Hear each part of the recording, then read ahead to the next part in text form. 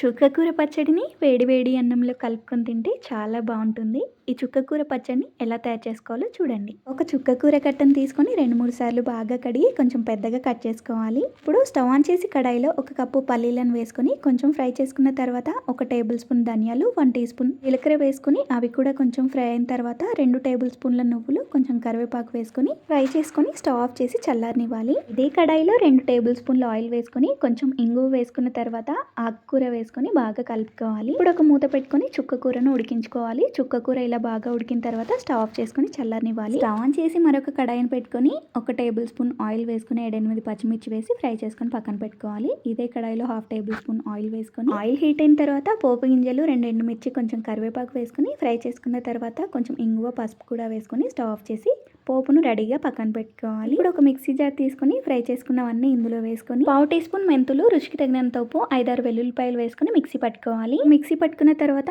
ఒకసారి కలుపుకొని ఉడికించి పెట్టుకున్న చుక్క కూరను కొంచెం కొత్తిమీర వేసుకొని మిక్సీ పట్టుకోవాలి. ఈ పచ్చడిలో వాటర్ అసలు వేయకూడదు. చుక్క కూరలో ఉన్న వాటరే సరిపోతాయి. ఈ పచ్చడిని తాలింపులో వేసుకొని చిన్నగా కట్ చేసుకున్న ఆనియన్స్ వేసుకొని అంతా కలిసేలా కలుపుకోవాలి. అంతేనండి, టేస్టీ చుక్కకూర పచ్చడి రెడీ. ఈ చుక్కకూర పచ్చడి రైస్లో, చపాతీలో, పూరీలో చాలా బాగుంటుంది.